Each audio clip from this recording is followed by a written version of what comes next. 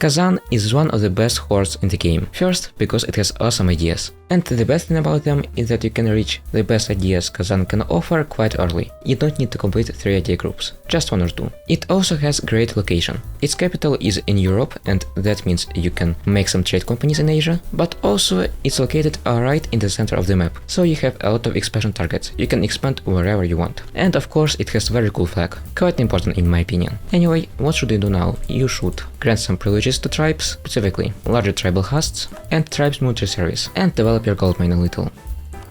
Now let's talk about diplomatic situation. Usually you can elect Chagatai, Crimea, maybe Poland. And almost always your neighbors, Muscovy, Great Horde, Nogai and Uzbek will hate you. They are your rivals. Well, sometimes Uzbek might ally you, sometimes, but it's quite rare. So as your rivals, choose hordes. Great Horde, Uzbek, Nogai. Of course, if Uzbek wants to ally you, you may ally it. It will help you with Muscovy. What you also want to do is you want to take 1 loan and hire independent Kazakh host. You might ask why, and that's because usually it has good general. Not always, but usually it does. And all of your neighbors might have good generals, especially Muscovy, so you need to make sure that you are prepared. Right now I recommend to ally someone like Crimea for example, maybe Chagatai, and wait for 1 month. Even before checking our neighbors, I can say that usually Uzbek allies both of them. Sometimes they ally each other. In such case, of course, I would recommend to restart. It would be impossible to break through this alliance wall. So let's take a look. Great Horde is allied to Uzbek, predictable. Nogai is allied to Ajam, unpredictable, but anyway, not bad. And Uzbek is allied to Chagatai and Great Horde, which is quite bad. So, you need to choose the weakest one. If none of them is weak, you can choose Muscovy, also great choice. Also I think it's good time to make your ruler general and hire 1 general like this. Well, not bad actually, not bad. To be honest, what you really want here is siege and shock, preferably both of course. So here it is, our company, and now I can declare. You also can hire either morale advisor or discipline advisor. Well, anyway, it might look not really winnable, but believe me, it's possible to win even without Crimea. And with Crimea it will be quite easy. So what you want to do is quickly piss out Uzbek. Or maybe not Uzbek, maybe some other ally, but usually it's Uzbek. Also very important, conserve your manpower, don't doomstack in one province. Well, if you can of course, if you can't, not a big deal, but preferably shouldn't. And try not to attack on mountains, on rivers. Terrain is quite important. Don't forget you can put this edict to slow down your enemies. So what I've just done is high risk, high reward strategy. Basically I've just carpet sieged Uzbek and occupied its capital. It's that easy, but it might take some time, and Great Horde in the meanwhile may capture a capital. But it's still a lot faster than trying to win through attrition. Like for example trying to fight on mountains, on your capital, or just trying to kill smaller stacks. It works of course, but the strategy is faster.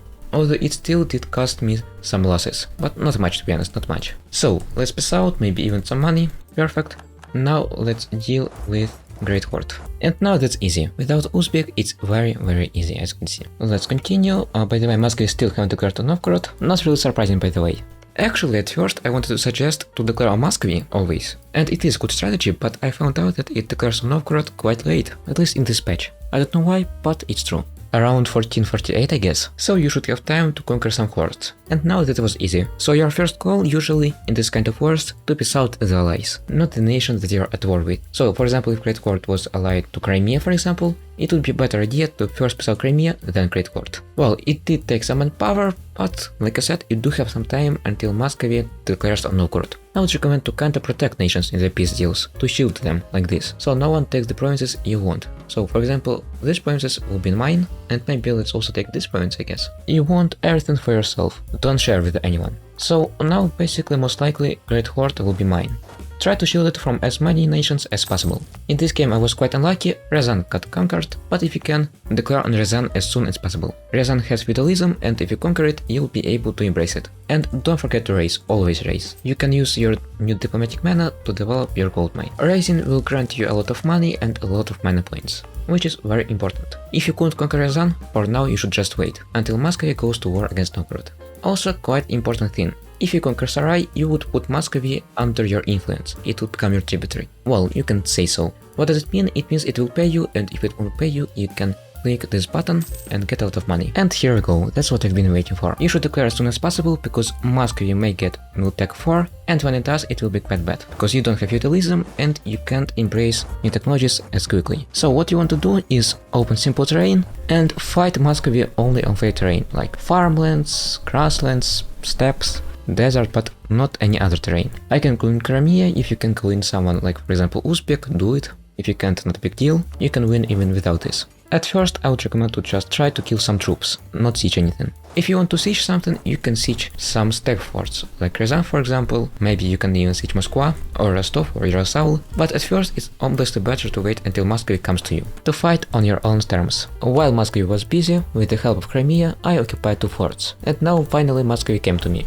Ideally, you shouldn't fight on woods, you should fight on flat terrain, ideally. Anyway, now you can siege Moscow. Sieging Moscow is very good because it's located on flat terrain, that means you will get some combat bonuses here, and you can keep your force nearby. Well, here we go, the siege of Moscow is over. Some other forts that are good to siege. Rostov, Yaroslavl. If Muscovy is allowed to Tver, you can also try to siege Tver. So let me show you an example of good war against Muscovy. Well, it's a little bit random, but generally you should try to do this. Kill smaller stacks, preferably on steps, and try to avoid terrain penalties. One more stack wipe, and I can return for now. Here we go, finally there in Moscow. Let's gather our forces and attack. Stack wipe, as you can see, it's very easy to win in flat terrain, especially if you hired some good generals. So anyway, around 60 I think you can already try to pass out. You just really need to take Moscow. Really need to take Moscow. And preferably to shield Muscovy from others. Well, kinda like this, I think it works. If you have some problems with money, you might take money. Also, of course, preferably, you should not only protect Muscovy, you should also kinda snake to other nations, like Novgorod,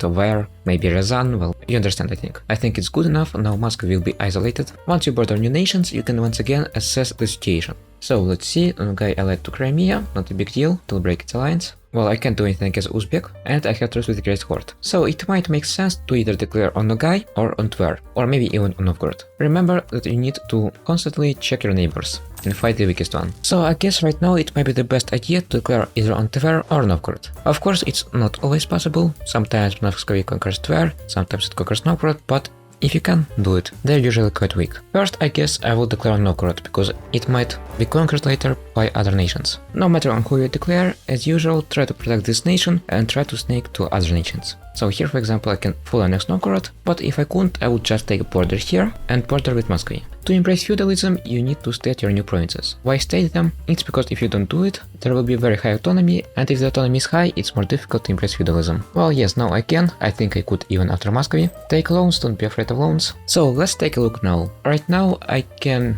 try to declare on Nogai, I guess, wait until truce with Great Horde expires, or maybe declare on Cherkessia. And yes, Tver got annexed, but that's not really a big deal.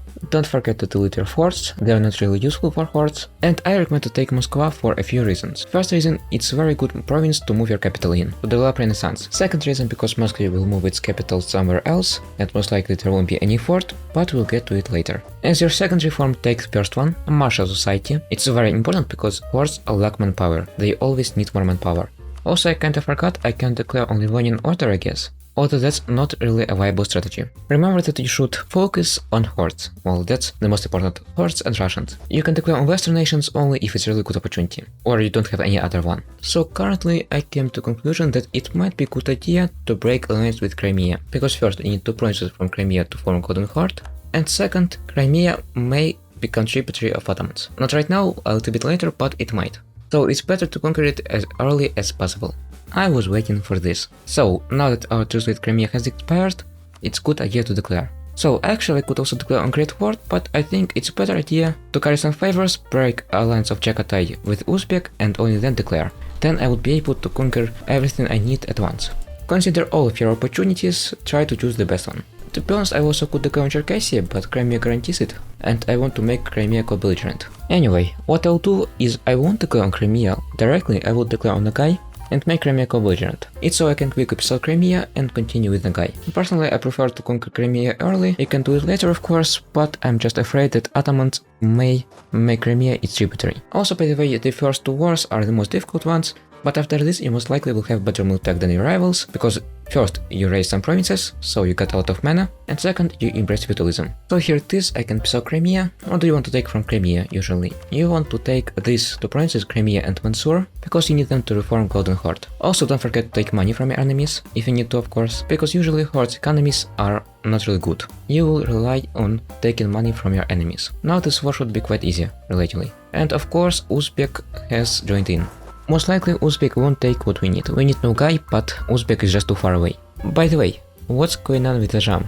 So it seems Uzbek broke its alliance with Great Horde, and that means good opportunity to declare. So I'll piss out Najam, and I will have enough war score to piss out Nogai. But I will wait for Uzbek to piss out. And just like this, I've conquered Great Horde in 2 wars. So just perfect opportunity, literally perfect. I was waiting with this window open, and I was checking every month what's going on here. Sweden won't support Muscovy. So Muscovy may ally someone, it may not. Usually, believe me, it doesn't. But if it does ally, it's usually either Denmark or Sweden. Anyway, so here I got relatively lucky. Relatively, it's not really lucky, but relatively it's good luck. So I can declare right now if I want to. Yes, they have more troops, but as you've seen in the previous war, now that we have military advantage and we are horde, it will be really easy to win. And that's the second reason I recommended to take Moscow. They usually move their capital to Murom, which doesn't have any forts. So it's quite easy to siege it down. Russian AI won't stop to amaze me. Look at this. What are they doing? To be honest, it's quite possible to beat Muscovy as your first war. Not even possible, I would even say it's quite easy. Another tech wipe.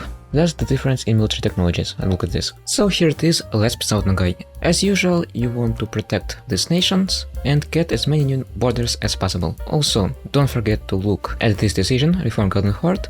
And if you see an opportunity, obviously take provinces necessary for it. Okay, perfect, let's piss out. One more stack wipe, perfect, maybe I can even piss out right now. What should you take in the second war? In the first war, you should have isolated Muscovy from others, so no one would conquer it before you. In the second war, what you want to do is take these provinces, so you can form Golden Horde. And now let's piss out. These borders are not really pretty, but you need them to form Golden Horde. And that should pay out all of our loans. Yes, all of our loans. You should always steal money from your neighbors, otherwise your economy won't be sustainable. And remember, if rebels occupy gold mine, you will lose most of your income. Anyway, what I'll do now is, let's see, maybe I don't even have to do it. No, I don't. I wanted to break Chaghatay's alliance with Uzbek through this button. Well, let's do it anyway. I already declared favors. It somehow got Ajam as subject. Okay, I guess. Anyway, basically this was almost everything necessary to form Golden Horde. This is the last war that we need. Also, I've seen people ask how to play hordes, and it's not really that difficult. The only difference with usual nations is that you always need to be at war, and I mean always. If you don't, your horde unity will fall down and your country will break up. By the way, we can complete some missions, they're not really that good, they're very old, but well, claims are always good. Well, anyway, I guess let's declare. As for Renaissance, Moscow is very good province to develop it. Also, I want to warn you to carpet siege carefully. Don't get away with it. Maybe Uzbek doesn't have force, but that doesn't mean you can just do whatever you want. So, in the Uzbek war, what you want is these two provinces. This one, their capital, and Kipchak. Also, I would really recommend to get to Oirat, and maybe possibly Chaghatay, if you haven't allied it. Anyway, now I have every necessary province to form Golden Horde. Yes, it's not that difficult. Here we go, Renaissance is developed, was quite easy. Can even embrace it. I see that Cherkessia is actually a very good target. Although bordering Ottomans is a very bad idea, to be honest. On the other hand, sure, why not, let's conquer Cherkessia. You should always be opportunistic, remember. As first idea group, take diplomatic ideas, they will help you really much. Well, basically I've got land. So here we go. I did have some problems scoring Kipchak, but now I finally can form Golden Horde. Well, actually it's quite chill run. You can consider it chill. It's even possible to form Golden Horde by early 1460s. It's just my opinion, of course, you can do whatever you want, but in my opinion, Kazan ideas are better than Golden Horde. So you should click the second button here. It's of course subjective, but in my opinion they're better. Well, anyway, now I would have gotten Gold Rush. And yes, it is quite easy, as you can see. In theory, it's of course possible to declare on Oirat right now, but it's allied to Zhengzhou and I would need 5 years at least to get to Zhengzhou. And soon my truce with Muscovy ends. That's why I won't do it right now. By the way, I can establish tributary of Sweden. Quite funny, quite funny. So it actually does make sense to wait, but as you can see, that's why you should always be at war. For unity. I don't really want to wait for 2 more years, I don't really like rebels. Usually Oirat is not that scary, because it's almost always quite backwards. Well, here we go, let's also conquer Nogai. Nogai is no more, which is perfect, and Oirat is also almost done. Well, to be honest, I would like just to piece out like this, because otherwise it will take a very long time, but anyway. So what do you want from Oirat? From Oirat, you really want border to Min, like this, you should snake. You are not a nation, you are an octopus, remember. So after you border Min, it will most likely collapse. Okay, let's declare Muscovy. Not even declare, I don't know. Let's end its sufferings. Well, here we go. Yes, like I said, Min will collapse. If it borders Big Horde, it explodes. And if it explodes, it's a very good time to beat it up for money. You can get a few thousand ducats just from one war. As second idea group, take Humanist. Why Humanist? Of course, administrative might be more efficient, but let's be honest, it's very unfun to kill rebels with nations this size. And Humanist ideas have very good synergy with Kazan ideas. Okay, let's piss out Muscovy, I will just fix the border core. Perfect. So this was actually quite chill game. You may conquer even more, you can conquer less, doesn't really matter, just remember about horde unity. You must keep horde unity high, otherwise tribe won't let you leave. So what to do next? Just form Mongol Empire, to be honest it's quite straightforward. Finish hordes, maybe conquer Manchuria, definitely conquer China, and then no one will be able to do anything to you. It won't be a test of skill anymore, more like test of patience. And I think short recap. If possible, conquer something from one of the hordes, maybe Uzbek, Nogai, or maybe Great Horde.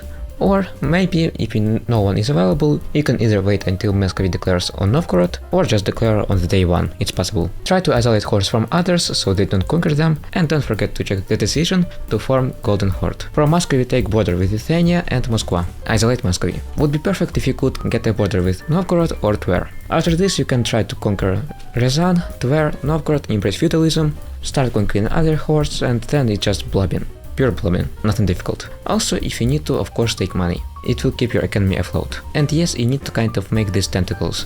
You need to border as many nations as possible, because you must blob.